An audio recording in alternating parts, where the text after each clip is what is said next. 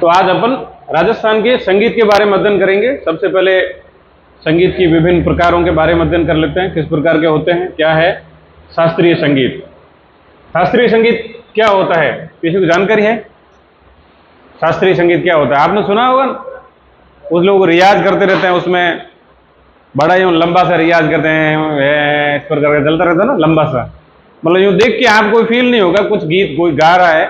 और शास्त्रीय संगीत को सुनना, उसमें बड़ा पेशेंस चाहिए होता है, बड़ा धैर्य चाहिए होता है। क्यों? अगर उसमें धैर्य नहीं है तो आप सुन भी नहीं सकते, समझ भी नहीं सकते।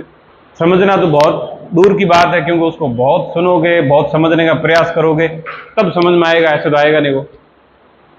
और शास्त्रीय संगीत सुनने के लिए बहुत सारा पेशेंस, बहुत सारा धैर्य चाहिए होता है, क्योंकि वो केवल मात्र उनके जो वाद्य यंत्र हैं वो भी ऐसे ही बजते रहे, टू कुछ समझ में आता नहीं है, इसलिए उसकी तरफ कुछ लोग जाने का प्रयास भी नहीं करते हैं। तो शास्त्रीय संगीत जो, उसमें कुछ निश्चित नियम होते हैं। यूं नहीं है मर्जी पड़े कुछ भी गा लो। अपने यहाँ के लोक कलाकार है ना, वो कुछ भी गाते गाते कहीं भी घुस जाते हैं, कहीं से वापस कहीं चले जाते हैं, ऐसे नहीं कर सकते। उसमें निश्चित नियम है, राग, लय, ताल वगैरह वगैरह जो भी है, बिल्कुल एकदम निश्चित नियम के माध्यम से ही चलेगा, तो उसको शास्त्रीय संगीत कहेंगे। नहीं तो दाबड़ दुबड़ होता है, उसको कुछ भी कह दो। वो अपने यहाँ होता है, कुछ गा रहे हैं राजस्थानी, बीच में फिल्म आ रहा है, हिंदी वाला गाना, हिंदी से जा रहे हैं सिंधी पे, सिंधी से कहीं और जा रहे हैं, कुछ भी बजा रहे हैं, किसी प्रकार का कोई भी धुन आ रही है, इस प्रकार का बिना नियम का गाना है, वो केवल लोकगीत हो सकता है। लेकिन जो शास्त्रीय संगीत है वो निश्चित नियम के माध्यम से ही होगा, बिना नियमों के नहीं हो सकता।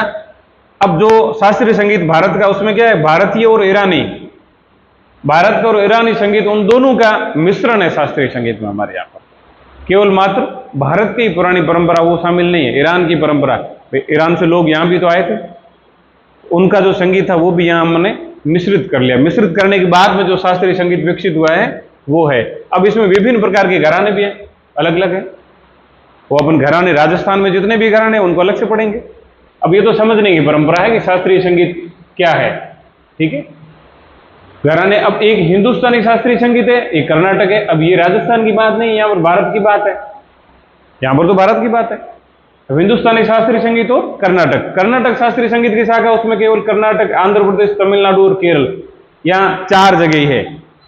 इन 4 के अलावा कर्नाटक शास्त्रीय संगीत शाखा का कोई लेना देना नहीं है। लेकिन जो हिंदुस्तानी शास्त्रीय संगीत है, ये इन 4 को छोड़ करके पूरे भारत में प्रचलित है। ये जो 4 शाखा है, इनको छोड़ करके पूरे भारत में जो प्रचलित है वो हिंदुस्तानी शास्त्रीय संगीत है। इसकी शुरुआत महाराष्ट्र से होती है। आप उसमें पढ़ोगे हिस्ट्री में संगीत का, जब आएगा, भातखंड नाम के एक अच्छे शास्त्रीय संगीतकार हुए, उस समय की यहाँ से शुरुआत होती है। अब इसमें गायन शैलियाँ हैं, हिंदुस्तानी शास्त्रीय संगीत की 10 प्रकार की गायन शैलियाँ हैं। उनके नाम है ये: ध्रुपद, धमर, होरी, ख्याल, टप्पा, चतुरंग, रससागर, तराना, सरगम, ठुमरी, ये गायन शैलियाँ।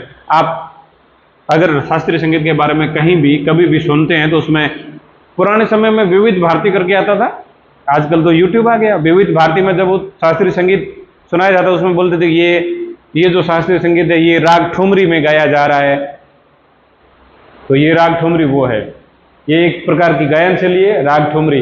ध्रुपद अपन पढ़ेंगे, राजस्थान में ध्रुपद गायकी है, राजस्थान में ख्याल गायकी के बारे में अपन पढ़ेंगे। ये सब गायकियों के प्रकार हैं, इन प्रकारों में गाया जाता है। ये हमारी गायन शैलियाँ है, हिंदुस्तान में प्रचलित है।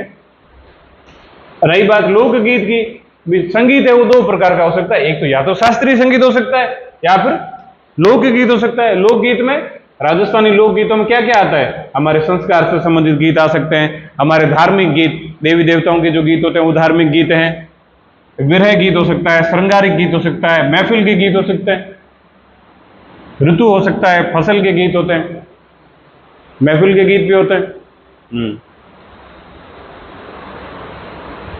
अब गायन शैलियां, गायन शैलियां अलग अलग प्रकार की। अपन अभी जो नीचे पढ़ रहे थे 10 गायन शैली पढ़ी, 10 में से अपन 2 चीजों पे ज्यादा ध्यान देंगे, एक ध्रुपद और दूसरी ख्याल, क्योंकि अपने राजस्थान के बारे में ही अध्ययन करना है, भारत के बारे में अपने यहाँ अध्ययन करने की आवश्यकता नहीं। राजस्थान में इन दोनों का विशेष महत्व है, इसलिए अपन इन दोनों के बारे में देखते हैं। ध्रुपद शैली, जो उस शैली में भी सबसे पहला नाम था। तो ये जो शैली है, राजा मान सिंह के तोमर के समय और अकबर के समय इसका विकास होता है, इस शैली का। अब इस शैली से संबंधित जो घराने हैं वो 4 हैं ध्रुपद शैली से। कितने? एक डागर घराना, एक खंडार, एक नोहारी, एक गोहरवाणी। ये 4 घराने इस ध्रुपद शैली से संबंधित है। 4 में से डागर घराना जो है वो बहराम खान डागर नाम का एक व्यक्ति है, जो राजा राम सिंह जी जयपुर में हुए थे। अरे ऐसे ही लग गया है, मिटा देते बस। हाँ, ये राजा राम सिंह जी जयपुर के हैं, उनके दरबारी कवि थे बहराम खान डागर। तो अपने आप में इस डागर जो गायन शैली थी उसको इन बहराम खान ने इसका विकास किया। कालांतर में ये डागर घराना बन जाता है। और अभी डागर बंधु अभी भी चर्चित है। उनमें से एक भाई का शायद निधन हो चुका है, मोइनुद्दीन अमीनुद्दीन करके जयपुर के डागर बंधु, बड़ी अच्छा गाते हैं, गजलें गाया करते हैं। उनमें से शायद एक बंधु चला गया है। दूसरी है खंडारी, जो खंडारी गायन शैली है उसके प्रवर्तक थे राजा समूखन सिंह। राजा समूखन सिंह करके जो थे वो इस खंडारवाणी के प्रवर्तक थे। और नोहारी के थे श्रीचंद। ये भी दोनों राजस्थान से संबंधित है। खंडारी और नोहारी और डागर तीनों राजस्थान से संबंधित है। चौथी है गोहरवाणी, इसका अपने राजस्थान से खास कोई लेना देना नहीं है। ख्याल शैली, तो इस ख्याल शैली से संबंधित कई सारे घराने जो राजस्थान में है। जयपुर घराना, जयपुर का ये पटियाला घराना राजस्थान में नहीं है, लेकिन ये जयपुर घराने की शाखा है। दिल्ली है, दिल्ली से जयपुर घराना स्थापित हुआ था। अलादिया खान घराना ये जयपुर से स्थापित हुआ है। आगरा घराना वो दिल्ली के साथ का ही है। तो इस प्रकार से ये 2 गायन शैलियां, एक ध्रुपद, दूसरी ख्याल। तो ध्रुपद शैली है वो राजा मान सिंह तोमर के समय की है। अपने राजस्थान में इसका ज्यादा संबंध है, इसलिए अपन इसका अध्ययन करेंगे। ख्याल शैली का भी राजस्थान में इसका ज्यादा संबंध है, इसलिए अपन इनका अध्ययन करेंगे। अब राजस्थान के संगीत घराने अलग अलग प्रकार के हैं। अब संगीत घराने में क्या होता है, एक तो गाते हैं, दूसरे बजाते हैं। संगीत में अगर कुछ गाया जाएगा तो साथ में बजाया जाएगा, अगर नहीं बजाया जाएगा तो संगीत का आनंद नहीं आएगा। ऐसे ही कई बार संगीत गाते हैं ना, अपन अपने को कोई गाना गाओ बड़ा ऐसा सा महसूस करते हैं, लेकिन अगर साथ में कोई बाजा बज जाए ना तब बड़ा इजी फील करते हैं।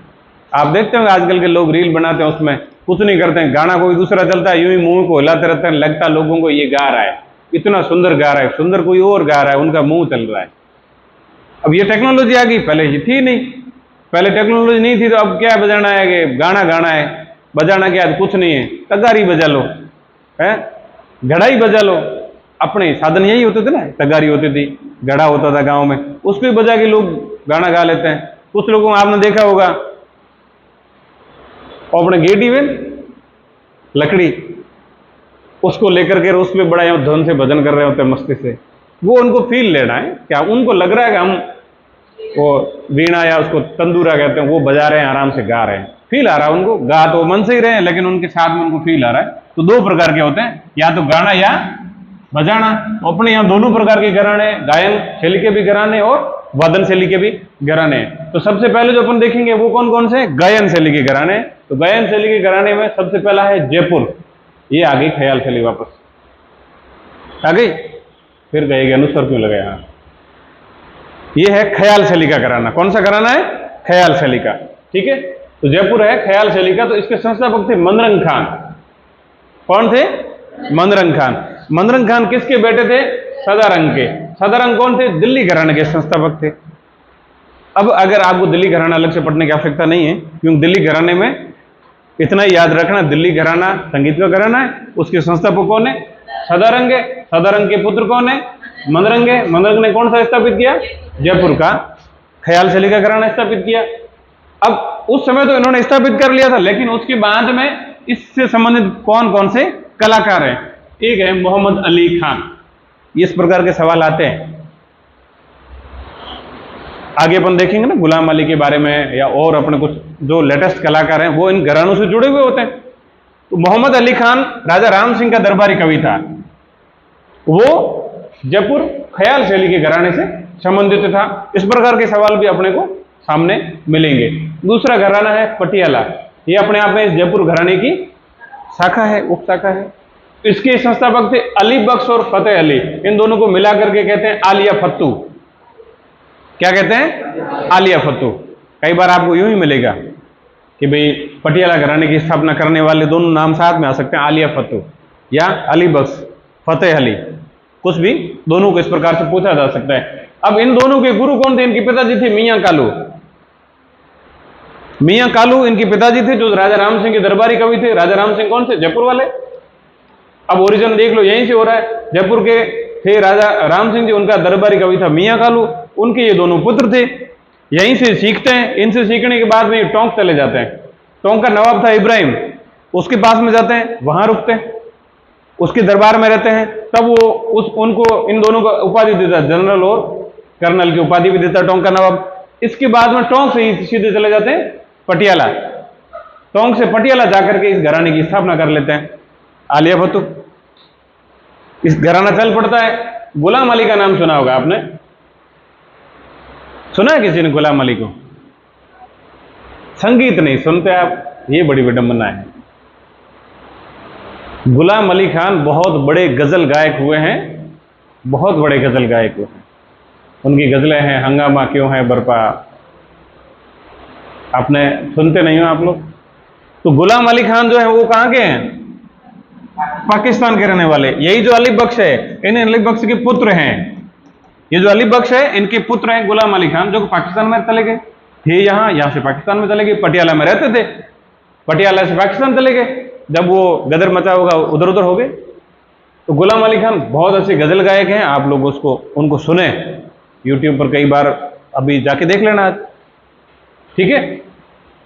अगला है अतरौली घराना, यह भी जयपुर घराने की एक शाखा है। इसके संस्थापक थे साहब खान, ठीक है।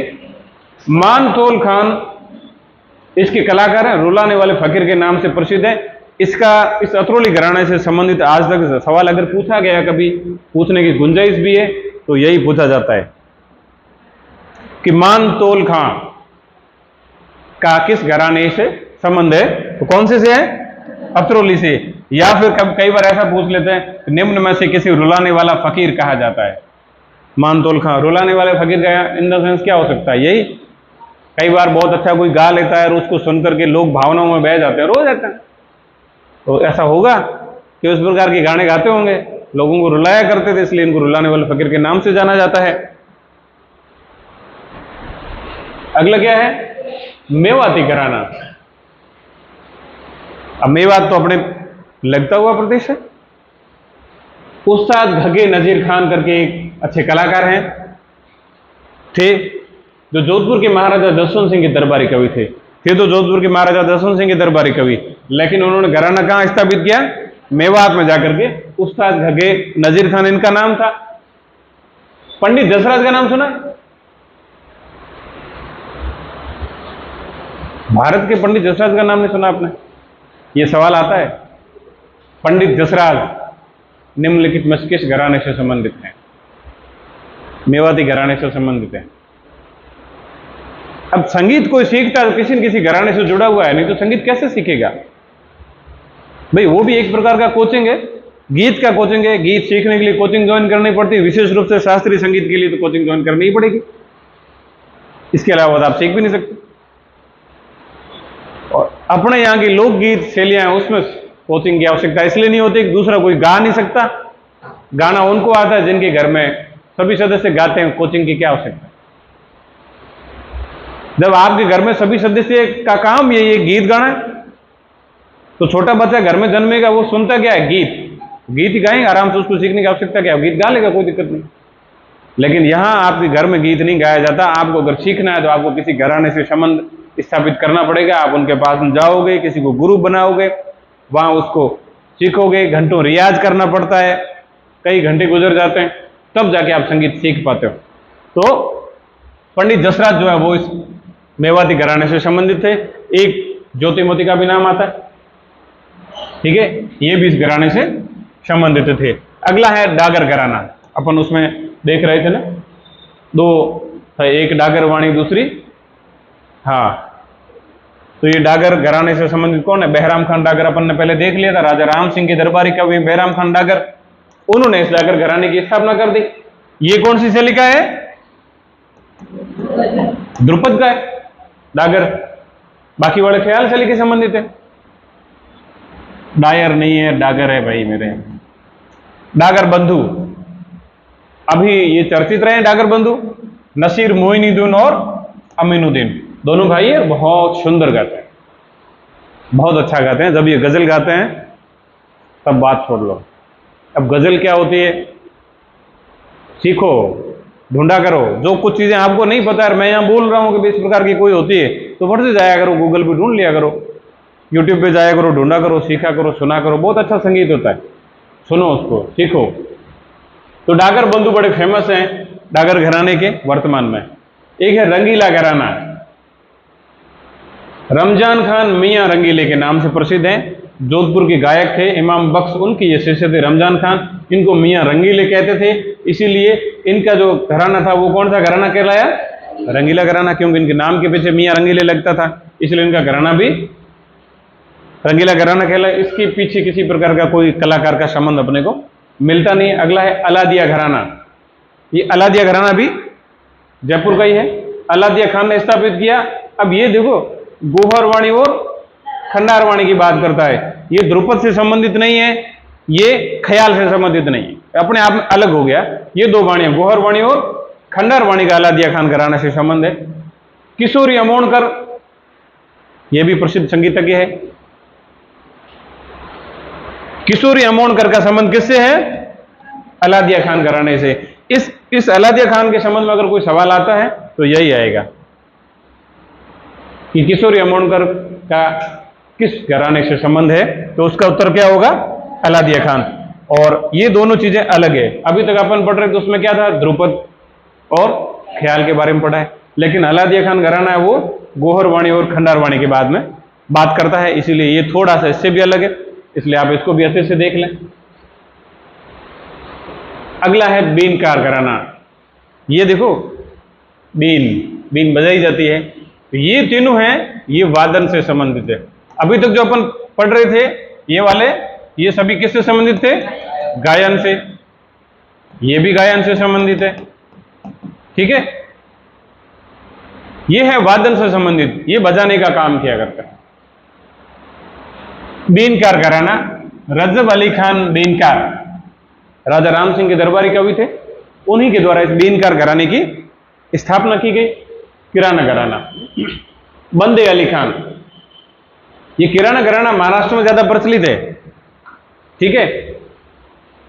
गंगूबाई हंगल है, गंगूबाई हंगल, पंडित भीमसेन जोशी, रोशनारा बेगम, उस्ताद रजब अली, इनके बारे में आपने, किसके बारे में आप जानते हो इनमें से बताना? ये इस क्षेत्र से संबंधित हैं, इस घराने के प्रसिद्धज्ञ हैं। ये किसके बारे में आप जानते हैं? मतलब नए जमाने के हैं आप, पुराने जमाने की बातें आपको याद नहीं है, आपने पढ़ी नहीं होगी, किताबें में पढ़ोगे तो समझ में आएगा। पंडित भीमसेन जोशी तो बड़े प्रसिद्ध रहे हुए हैं, और इस संबंध में ये सवाल भी आता है कि पंडित भीमसेन जोशी का निम्न में से किस घराने से संबंधित है? किराना से। गंगूबाई हंगल, पंडित भीमसेन जोशी, उस्ताद रजब अली, इनके बारे में आपने पढ़ा नहीं है, पढ़ना चाहिए आपको। रोशनारा बेगम, ठीक है। तो ये किराना घराने से संबंधित है। सेनिया घराना, तानसेन आप इतिहास में पढ़ोगे, तानसेन को सितार वादक थे, अच्छे थे। तानसेन के पुत्र थे सूरत सेन, उन्होंने इस सेनिया घराने की स्थापना की थी। ये सितारियों का घराना है और गोहारवाड़ी और खंडारवाणी से संबंधित है। लाल सेन, कायम सेन, ये इनके प्रसिद्ध सितार वादक है। अब इसमें सूरत सेन को आपको अच्छे से याद रखना है कि सेनिया घराने की स्थापना करने वाले कौन है? सूरत सेन। किसके पुत्र हैं? तानसेन के पुत्र हैं, ठीक है।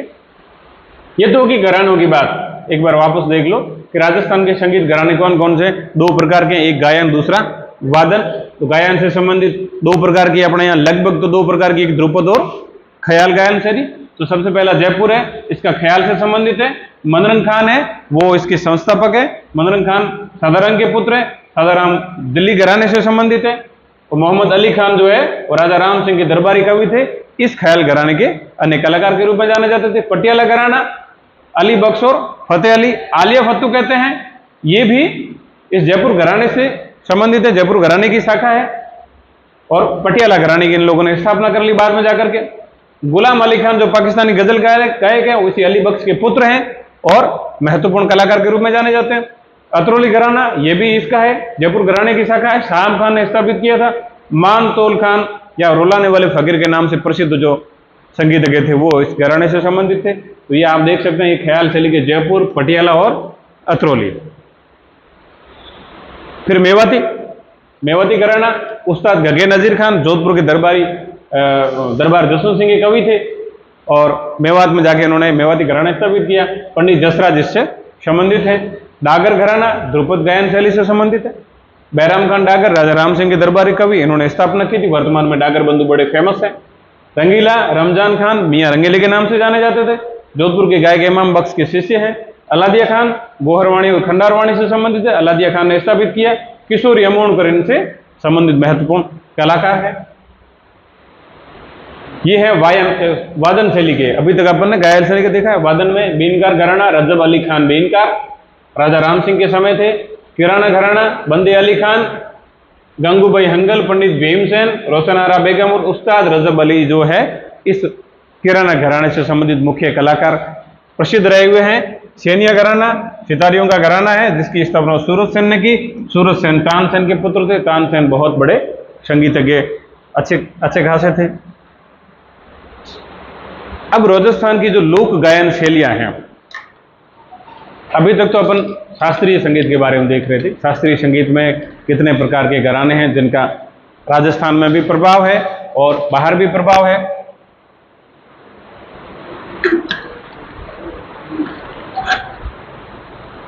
अब राजस्थान की कुछ गायन शैलियां अलग अलग प्रकार की हैं। लोक गीतों से संबंधित है। शास्त्रीय संगीत के बारे में अपने इतना ही पूछा जाएगा, इससे ज्यादा पूछने की आवश्यकता नहीं है। नहीं पूछा जाता है, इतना याद रखना खूब होगा अपने लिए, इससे ज्यादा दिमाग लगाने की आवश्यकता नहीं है। ये कुछ चीजें हैं, इनको आप देख लेना।